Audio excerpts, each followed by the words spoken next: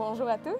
Nous sommes en compagnie de Vincent Miliot, professeur d'Europe moderne à l'Université de Caen en Basse-Normandie. Donc, bonjour, Monsieur Miliot. Bonjour. Enchanté. Donc, passons au vif du sujet. Vous avez écrit en 2007 Histoire des polices, ouverture d'un moment historiographique. À ce moment-là, le CIRSAP était en activité. 7 ans plus tard, plusieurs publications plus tard, où en est la situation, vos réflexions, vos désirs par rapport à ce moment historiographique?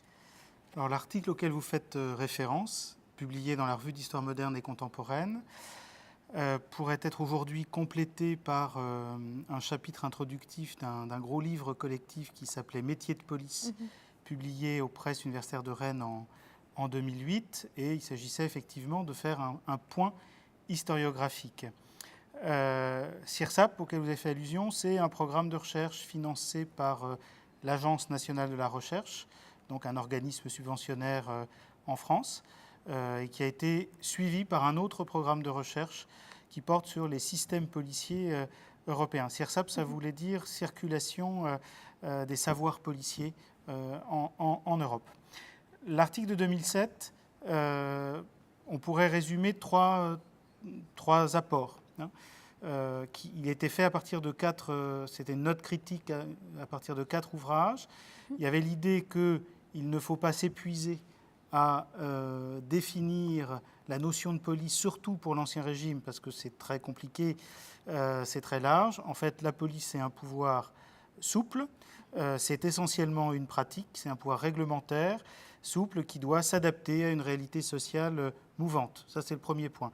Le deuxième point, c'était l'idée qu'il fallait travailler dans la longue durée, sortir des limites de l'Ancien Régime et faire dialoguer l'époque contemporaine et l'époque moderne, et parfois remonter même sur certaines questions jusqu'au Moyen-Âge. Et le troisième point aussi de cet article, c'était insister sur le pluriel de police. C'est-à-dire qu'il n'y a pas une seule police, mais il y a des corps de police, des pouvoirs de police, et il faut essayer de prendre en considération cet ensemble. Quand on regarde quels sont les prolongements aujourd'hui de ce qui était un point d'arrivée et de départ en 2007-2008, que peut-on dire ? Tout d'abord, on doit insister beaucoup aujourd'hui sur le caractère international des études, la nécessité d'étudier les circulations, les échanges, les emprunts entre différentes villes, entre différents systèmes policiers.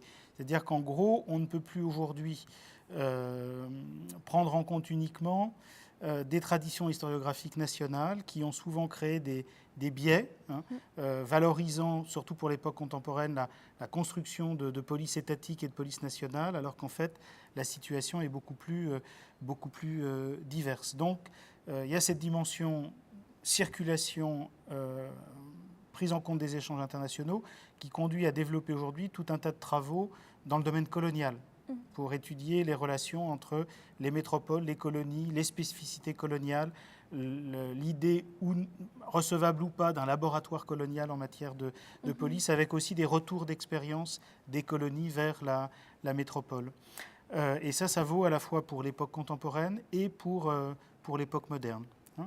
L'autre aspect aujourd'hui, c'est sans doute, on pousse encore plus loin cette notion de police au pluriel. C'est un des traits du programme de recherche CISPO que j'évoquais tout à l'heure, qui conduit à prendre en compte non pas simplement des relations entre des corps véritablement institués, qui peuvent être militaires ou plutôt judiciaires, etc., mais à prendre en compte, un peu comme l'a fait l'histoire de la justice, tout un tas d'auxiliaires. D'auxiliaires, on va dire, naturels de la police, qui peuvent être dans la ville d'Ancien Régime des petits offices liés aux villes, qui peuvent être des représentants des corps de métier. Ça peut être aussi les curés de paroisse. Alors tout ça, ça peut prendre des noms différents selon qu'on est dans des villes françaises, espagnoles, italiennes, allemandes, etc., etc.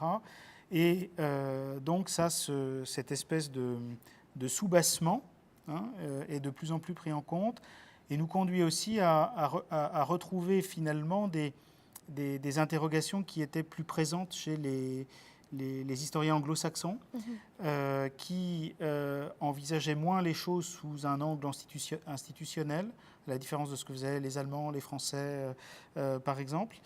Et donc, on doit, à partir de là, on réfléchit de nouveau au rapport entre police et population. Hein. Et dans police et population, eh bien, on va retrouver aussi des rapports de pouvoir, des rapports de domination, bien sûr, mais aussi des parcours sociaux et le rapport entre police et puis forme et type de sociabilité, forme et cadre de sociabilité. Hein. Les autres terrains qui restent tout à fait d'actualité, c'est ce qui concernerait, on va dire, les pratiques administratives, les cultures administratives, tout ce qui renvoie au papier, au registre, aux inventaires, et là aussi de manière large, conduisant à mettre en relation la professionnalisation des métiers de police avec d'autres secteurs de l'administration. Hein. Et puis enfin, peut-être que le quatrième terrain, qui est tout à fait intéressant, c'est celui du rapport au territoire, celui de l'espace, donc la manière dont des corps de police ou des formes de régulation sociale peuvent créer des formes d'encadrement dans l'espace, des formes de territorialisation. Donc là aussi, il y a des tas de comparaisons et il y a une grande richesse du terrain colonial pour réfléchir à ces questions-là. Et en plus, ça ouvre des perspectives du côté de quelque chose qui est aujourd'hui assez à la mode, c'est-à-dire les digital humanities, c'est-à-dire toutes les perspectives qui sont ouvertes en matière de spatialisation des données et de réflexion là, sur les pratiques spatiales. C'est-à-dire que c'est la nouvelle ère de la fabrication des atlas historiques, mais avec des possibilités d'exploitation et d'analyse qui sont assez inédites. Donc, Monsieur Miliau, vous avez écrit durant votre carrière sur les polices, les petits métiers de Paris. Vous écrivez maintenant sur les tragiques événements de 1770.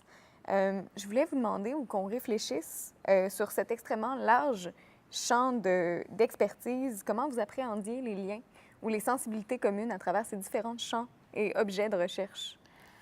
Alors, comment est-ce que je suis passé de l'histoire des petits métiers parisiens et surtout de leur représentation littéraire, iconographique et musicale au chantier qui m'occupe depuis assez longtemps maintenant de l'histoire de la police. Le dossier des cris de Paris, qui était ma première thèse, c'était une histoire des représentations du peuple dans le temps long, entre le XVIe et le XVIIIe siècle, qui était fondée donc sur une lecture d'imprimés. C'était un chantier qui était en lien avec l'histoire du livre, l'histoire de l'imprimé, qui était en vogue dans les années 1980, donc au XXe siècle. Mais ça n'était pas simplement une histoire de ces représentations culturelles, elle était très ancrée dans une histoire de la fabrication de ces objets, de leur diffusion, de leur consommation. Donc, je regardais aussi les archives des imprimeurs, des libraires, etc. Ce qui veut dire que c'était une histoire des représentations. Qu'est-ce qu'on montrait dans ces images et dans ces textes? En fait, assez peu le peuple, et on retrouvait plutôt les codes qui étaient des codes liés aux élites, à leur culture des apparences, à leur culture du divertissement. Pour faire vite, le peuple est relativement nié dans ces images, mais cette histoire des représentations, elle était ancrée quand même dans une histoire des circulations et des consommations, donc l'histoire sociale était très présente. Le lien s'est fait à la faveur d'une enquête qui portait sur les migrants, l'accueil des migrants dans les villes entre le XVIIe et le début du XIXe siècle. Et je devais travailler sur les représentations, souvent très péjoratives, de ces migrants. Et parmi ceux qui produisent ces représentations et ces discours péjoratifs, il y a les administrateurs et il y a les policiers qui sont chargés de les contrôler. Et je me suis vite aperçu qu'il était difficile de travailler sur les images produites, sur les discours produits, sans en même temps réfléchir sur ceux qui produisaient ces discours et ces images et sur les pratiques policières qui étaient derrière. Ne serait-ce que parce que, à certains moments, l'imaginaire ou les représentations sociales ont des effets sur la pratique. Les préjugés, en quelque sorte, finissent par avoir une incidence sur les pratiques policières. Quelle est la poule et quel est l'œuf, en quelque sorte. Et donc, à la faveur de cette enquête, je suis tombé, en quelque sorte, dans les pratiques policières. Et le gros ouvrage qui m'a occupé longtemps et qui a suivi et qui portait donc sur l'édition critique des papiers du lieutenant de police Lenoir et de ses mémoires, avec un commentaire sur ce qu'était la police de lumière, reposait sur cette idée qu'il fallait associer constamment les conceptions policières et la reconstitution et l'analyse des pratiques. Le dernier chantier en date, celui de la catastrophe de la rue Royale en 1770. C'est un dossier qui a été peu abordé dans l'historiographie, surtout sous un angle institutionnel, et également parce que dans ces archives, on peut faire l'histoire du peuple et de la foule à travers notamment les procès-verbaux de tous les cadavres qu'on a retirés de cette catastrophe. Et c'est Arlette Farge qui s'était notamment intéressée à cette question-là. Mais voilà, on était entre l'histoire institutionnelle et une histoire du peuple, mais qui oublie encore une fois ce qui se passe du côté de la police. Et donc, sur ce chantier renouvelé de l'histoire de la police, cet événement, cette tragédie, devient révélatrice d'un certain nombre de tensions qui existent dans le système policier parisien entre la fin du XVIIe et la fin du XVIIIe siècle, et également révélateur d'un certain nombre de problèmes qui se posent en termes de régulation sociale dans une grande ville comme Paris au XVIIIe siècle. Donc voilà comment les liens se sont très rapidement faits. Et l'idée, c'est finalement, il y a un article qui est celui de Roger Chartier, publié en 1989, Le monde comme représentation, qui repose notamment sur l'étude d'une pièce de Molière, Georges Dandin.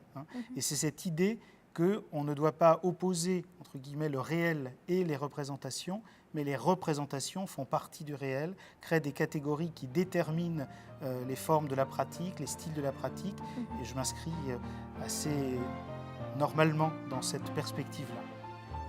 Merci. Merci.